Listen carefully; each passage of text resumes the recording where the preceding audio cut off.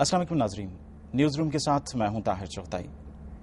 ناظرین، اللہ عز و جل کی یہ ساری کائنات مختلف رنگوں سے بھری پڑی ہے، اور پھر اس کائنات میں آئے روز مختلف تبدیلیاں ہو رہی ہیں۔ ہم جس سیارے یعنی زمین پر رہتے ہیں، اس پہ اگر ہم صرف پچھلے 20 سالوں کو دیکھ لیں تو 20 سالوں میں بہت زیادہ تبدیلیاں ہمارے سامنے ہیں۔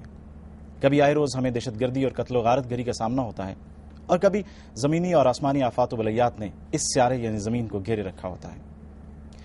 پچھلے 20 سالوں میں جو کچھ اس زمین پر ہو رہا ہے، انسان اس سے بہت پریشان ہے، اور آئے روز خبروں میں مختلف جو چیزیں ہمارے سامنے آتی ہیں، کبھی کسی جگہ زلزلہ ہے، کسی جگہ سیلاب ہے، تو انسان اس سے اور زیادہ پریشان ہوتا ہے۔ 90 کی دہائی میں چین اور اس کے ارد گرد کے ملکوں میں آنے والے زلزلے وہ ہمارے سامنے ہیں، اور اس کے بعد جب یہ نئی صدی شروع ہوتی ہے 2000 کے بعد، تو پھر دنیا کے رنگ اور ہی بدل جاتے ہیں۔ امریکہ میں کترینا، پاکستان میں 8 اکتوبر کا پاکستان اور آزاد کشمیر کے علاقوں میں آنے والا زلزلہ، یہ قوم اس کو کبھی نہیں بھلا سکتی۔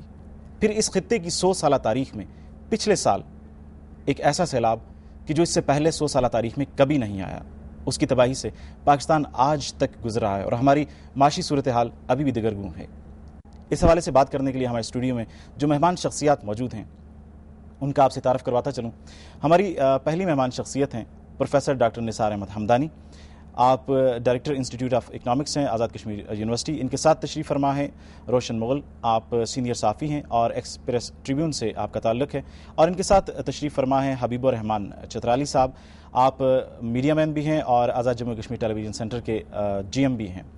مہمانوں کو پروگرام میں خوش آمدید کہتا ہوں۔ پچھلے 20 سالوں کا احاطہ کریں اور ہم دیکھیں کہ پاکستان میں بھی زلزلہ آیا 8 اکتوبر کا، اس سے پہلے جو ہے کترینا، پھر اس سے پہلے سونامی انڈونیشیا اور ملائیشیا کے حوالے سے اس نے بڑی تباہی مچائی۔ بینڈا آچے جو ہے ملائیشیا میں وہ تباہ ہو گیا، پھر فلپائن، بھارت، سری لنکا، اور یہ سارے ایریاز میں جو ہے لاکھوں مسلمان لقمہ اجل بن گئے، انسان جو ہے وہ تباہی کا شکار ہو گئے۔ اب جاپان کا یہ سلسلہ ہے، جاپان میں پہلے زلزلہ، پھر سونامی، یہ سارے ڈیزاسٹر جو ہیں مسلسل آ رہے ہیں۔ پہلے تو یہ بتائیے ڈیزاسٹر کی تعریف کیا ہے، ڈیزاسٹرز ہیں کیا؟ بسم اللہ الرحمن الرحیم۔ آج آپ نے بہت ہی اہم موضوع پہ یہ پروگرام اس کا اہتمام کیا ہے، اور میں یہ سمجھتا ہوں کہ جس طرح دیگر جو ہمارے جیسے دینی مطالعہ ہے اس کی اہمیت ہے، جس طرح سائنسی مطالعہ ہے اس کی اہمیت ہے، اسی طرح یہ نہایت اہم موضوعات میں سے ایک ہے کہ ہمیں ڈیزاسٹرز کے بارے میں کچھ معلومات ہوں۔ تو ہم اس کا آغاز گفتگو کا یہاں سے کریں گے کہ ڈیزاسٹر کے بارے میں لوگوں کی پرسیپشن کیا ہے، اور سائنس والے اس کو کس طرح کلاسیفائی کرتے ہیں، اور جو سماجی اعتبار سے ہم ڈیزاسٹر کو کیسے دیکھتے ہیں۔ تو سائنس کے لوگ اس کو مین میڈ اور نیچرل ڈیزاسٹر میں تقسیم کرتے ہیں، یعنی 2 طرح کے ڈیزاسٹرز ہیں، ایک نیچرل ہیں اور ایک مین میڈ ہیں۔ فلسفے میں ہم اس کو تکوینی اور تشریحی کی اصطلاحات کے ذریعے سمجھ سکتے ہیں۔ اگرچہ یہ اسلامی فلسفے میں یہ چیزیں آئی ہیں، لیکن یہ بالکل یونیورسل اصطلاحات ہیں۔ تکوینی کہتے ہیں کہ جو ہونا کن کے ساتھ وابستہ ہے، جب کن ہوا اس میں کچھ چیزوں کو پیدا کرنے کا ان کے ایک وقت مقرر ہوا، اس وقت مقرر پہ انہوں نے اپنے انجام کو پہنچنا ہے، وہ کس شکل میں پہنچنا ہے، وہ چیزیں کن میں طے ہیں اور وہ تکوینی ہیں۔ اور دوسرا تشریعی جو ہے، یہ شریعت کا جو ہے لفظ وہ، اور یہ ایک فیملی ہے۔ تو تشریعی یہ ہے کہ جن ڈیزاسٹر کا تعلق ہمارے اعمال سے ہے، یعنی جیسا ہم کریں گے ویسے ہی کچھ نتائج مرتب ہوں گے، اور ان نتائج وہ جو حادثات یا جو بھی اس کی شکل سامنے آئے گی اسے ہم تشریعی ڈیزاسٹرز کے زمرے میں رکھیں گے۔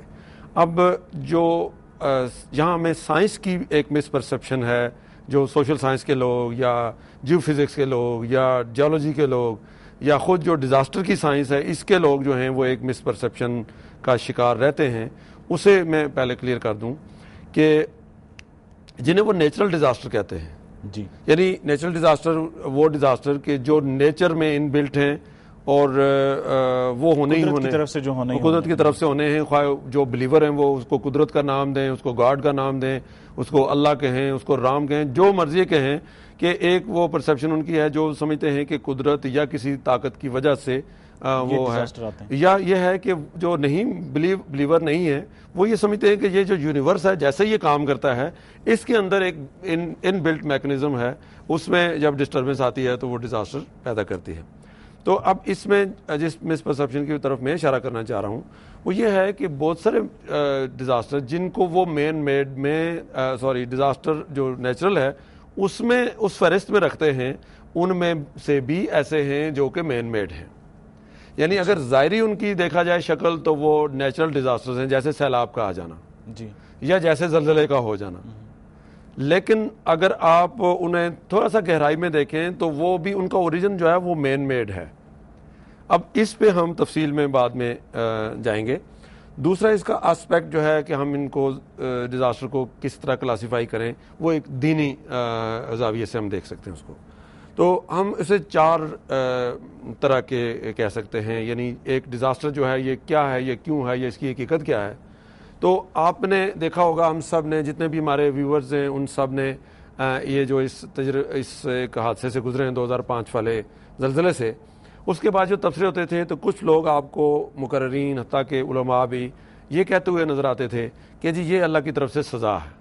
جب کسی علاقے میں جرم اور گناہ اور اس طرح کی چیزیں بڑھتی ہیں تو پھر اس پہ ایک سزا آتی ہے. جی, اگر یہ سزا ہے تو پھر سوال یہ پیدا ہوتا ہے کہ پھر یہ ہانگ کانگ میں کیوں نہیں ہے, پھر یہ اور بہت سارے یہ نیو یارک میں کیوں نہیں ہے, پھر مانچسٹر میں کیوں نہیں ہے, لندن سے بڑی کون سی جگہ ہو سکتی ہے جہاں نہیں ہے. تو پھر یعنی اگر اس کو مان لیا جائے کہ یہ سزا ہے تو پھر ایک نیا سوال پیدا ہوتا ہے کہ پھر ادھر کیوں ہے ادھر کیوں نہیں. جی جی, اچھا, دوسرا اس کا پہلو یہ ہے, بعض کے نزدیک بعض نے کہا اپنی تقریروں میں کہ یہ آزمائش تھی. اب اگر یہ آزمائش ہے, آزمائش ہر کسی کے اوپر جو آنے والی مصیبت کو تو ہم آزمائش نہیں کہتے. آزمائش تو ہوتی ہے جس نے داخلہ لیا ہے وہ آزمائش سے گزرتا ہے, وہ امتحان سے گزرتا ہے. گویا آزمائش صرف اس بنیاد پہ کہا جا سکتا ہے کہ کسی فرد کو یا گروہ کو یا ایک قوم کو یا ایک ملک کو ایک راستہ بدی والا تھا, ایک نیکی والا تھا, اور انہوں نے نیکی والا اختیار کیا اور اس اختیار کرنے کی وجہ سے ایک مصیبت انہیں برداشت کرنی تھی, اور وہ آزمائش ہوگی. یہ آزمائش ہے. یعنی یہ انہیں آزمایا گیا کہ کیا وہ اللہ کے قرب کے ایک بالا تر مرحلے پہ جانے کے قابل ہیں, یا ذرا سا امتحان لیا جائے تو یہاں وہ ناکام ہو جائیں گے. تو آزمائش اس سینس میں ہے. گویا ہم زلزلہ 2005 کو ہر ایک شخص کے لیے آزمائش بھی نہیں کہہ سکتے, نہ سزا کہہ سکتے ہیں نہ آزمائش کہہ سکتے ہیں. تیسرا پہلو اس کا یہ ہے کہ یہ جو حادثات ہیں یا یہ ہیں یہ رحمت ہیں. یہ کئی معنوں میں یہ رحمت ہے. جنہوں نے اپنے وقت پہ چلے جانا تھا وہ تو چلے گئے, ہماری نظروں سے وہ اوجل ہو گئے.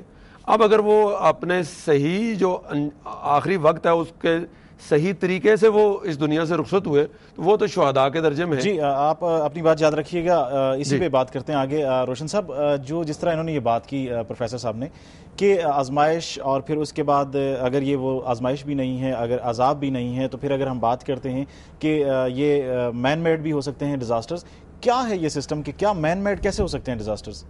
بسم اللہ الرحمن الرحیم. طاہر صاحب, آپ کا شکریہ کہ آپ نے یہ بڑے اہم موضوع پہ, کہ اس وقت پوری دنیا کا فوکس جب جاپان کے اوپر ہے, تو آپ نے یہ پروگرام ترتیب دیا, اور اس سے جو ہمارے ویورز اس وقت جو ہمیں دیکھ رہے ہیں کم از کم ان تک یہ چیز پہنچے گی. بہت اہم یہ سودمند پروگرام ثابت ہوگا انشاءاللہ. تو ہمارا جس دین سے تعلق ہے وہ دین فطرت ہے. اب دین فطرت جو ہے وہ مین میڈ ڈیزاسٹر جو ہیں اس کو بھی کور کرتا ہے, اور جو نیچرل ڈیزاسٹر ہیں اس کو بھی کور کرتا ہے. اب مین میڈ جو ڈیزاسٹر ہیں اس کو ہم لنک کریں گے دجال کے ساتھ. اتنی بڑی تباہی کون کر سکتا ہے؟ ہم جب مذہب کو اپنے دین کو پڑھتے ہیں تو اس میں ہمیں ملتا ہے کہ قیامت سے پہلے دجال کا ظہور ہوگا, اور دجال اتنا پاورفل ہوگا کہ وہ چاہے گا بارش ہو, بارش برس جائے گی, وہ چاہے گا جہاں پہ خوشحالی ہے خوشحالی آ جائے گی, اور جہاں پہ یہاں تک کہ لکھا ہوا ہے کتابوں میں, علماء بتاتے ہیں کہ وہ مار دے گا, بندے کو مارے گا پھر زندہ کرے گا. ٹھیک ہے جی, زندہ کرے گا. اور اس قسم کے اس کے پاس اس کو ہوگا, قدرت حاصل ہوگی. تو اب یہ تو آ گیا مین میڈ ڈیزاسٹر. اگر مین میڈ ہے تو یہ ہے, اور یہ کس نے کیا؟ آج کا دجال کون ہے؟ یہ ہمارے سامنے ہے. جو پاورفل ہے، جو اللہ سے باغی ہے، وہ دجال ہے. جی.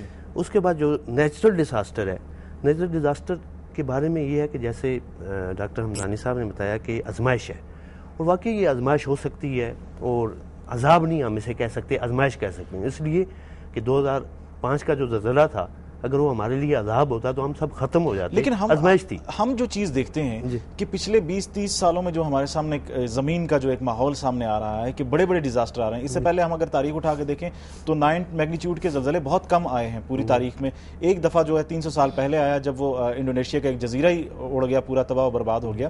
بہت کم. لیکن یہ مسلسل 9 میگنیچیوڈ کے زلزلے، 9.7 کے سونامی جو آ رہے ہیں، پھر اس کے بعد 2012 کے حوالے سے بھی کہ جی پوری کائنات لپیٹ دی جائے گی اور زلزلے آئیں گے بہت زیادہ. یہ کیا چل رہا ہے؟ جی، اس کے بارے میں یہ ہے طاہر صاحب کہ آزمائش جو ہے وہ اللہ پاک کرتے ہیں، قوموں کی آزمائش کرتے ہیں. جاپان والوں کی پہلی آزمائش نہیں ہوئی ہے، اس سے بڑی آزمائش سے یہ گزرے 1945 میں. اس وقت ان کی آزمائش ہوئی، لاکھوں کے حساب سے مارے گئے ناگاساکی اور ہیروشیما پہ جب بمبنگ ہوئی. لیکن وہ بھی مین میڈ ڈیزاسٹر سمجھ بالکل مین میڈ تھا، وہ مین میڈ تھا. اس وقت کا جو تھا، جو پاورفل جو انکاری تھا اس نے کیا. آج کا جو انکاری، آج جو ہارپ ٹیکنالوجی کی آپ جو بات کر رہے ہیں، جس سے موسموں کو کنٹرول کیا جائے گا، جس سے انرجی کو کنٹرول کر کے ڈائیورٹ کیا جائے گا، اس حوالے سے جو بات ہو رہی ہے، یہ بھی کون کر رہا ہے؟ یہ بھی بالکل اس میں یہ ساری چیزیں واضح ہیں، اور ہمارا دین جو ہے اس بارے میں بڑی کلیئر یہ چیز دی ہوئی ہے کہ یہ ساری چیزیں ہوں گی. قیامت سے پہلے یہ چیزیں ہوں گی، دجال آئے گا، اور قیامت سے پہلے زلزلے بھی کثرت سے آئیں گے. یہ بھی پیشن گوئی ہے، قیامت کی نشانیوں میں سے ایک نشانی ہے، زلزلے کثرت سے آئیں گے. اور پھر یہ بھی ہے کہ جب زمین پہ ناانصافی ہوگی تو زلزلے آئیں گے.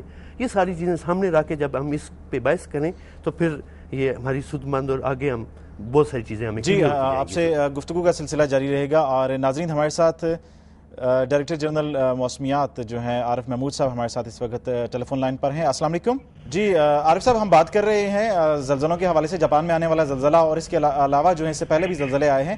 آپ سے یہ پوچھنا چاہوں گا کہ زلزلوں کے حوالے سے کیا پہلے پریڈکشنز کی جا سکتی ہیں؟ تو ابھی تک جو ہے وہ سائنس نے اتنی زیادہ ترقی نہیں کی کہ ہم جو ہے وہ ارتھکویک کو جو ہے وہ پہلے جو ہے وہ فورکاسٹ پریڈکشن کر سکے. البتہ یہ کیا جا سکتا ہے کہ ہم اپنی بلڈنگ یا اپنی عمارات اور اپنی کنسٹرکشن جو ہے وہ اس کو اس طرح بنائیں کہ جب کوئی ارتھکویک آئے تو اس سے کم جو ہے وہ ڈیمیج ہو. جی ڈی جی صاحب، آپ ہمیں یہ بتائیے کہ کیا موسم کو مصنوعی طریقے سے تبدیل کیا جا سکتا ہے؟ اس قسم کی ٹیکنالوجی موجود ہے کہ اگر کلاؤڈ موجود ہوں تو اس پروسیس کو ہم کہتے ہیں کلاؤڈ سیڈنگ کر کے جو ہے وہ بارش جو ہے وہ حاصل کی جا سکتی ہے. پاکستان میں بھی ہم نے یہ 2000 2001 2002 میں جب یہاں پہ ڈراؤٹ تھی تو ہم نے پاکستان کے مختلف علاقوں میں یہ ایکسپیریمنٹ کیے تھے، جو ایکسپیریمنٹ کسی حد تک جو ہے وہ کامیاب بھی رہے تھے. اور دنیا کے بعض ممالک جو ہے خاص طور پہ چائنا میں جو ہے کلاؤڈ سیڈنگ کے اوپر جو ہے وہ بہت زیادہ کام ہو رہا ہے. بہت شکریہ عارف صاحب، آپ ہمارے ساتھ.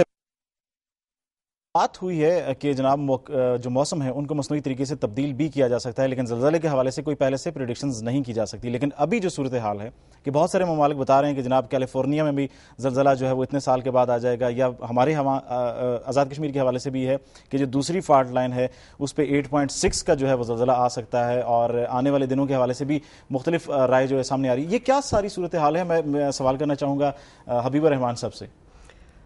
Thank you very much. D G موسمیات نے جو بات کہی ہے وہ بالکل واضح ہے کہ پاکستان جیسا ملک بھی ٹیکنالوجی پہ اس حد تک کامیاب ہو گیا کہ انہوں نے کلاؤڈ سیڈنگ کی اور انہیں بارش برسائے. تو بڑے پیمانے پر تو مطلب جو انٹرنیشنل لیول پہ ہو رہا ہے وہ کئی سالوں سے اس پہ تحقیق ہو رہی تھی اور تحقیق ان کی کامیاب ہو چکی ہے.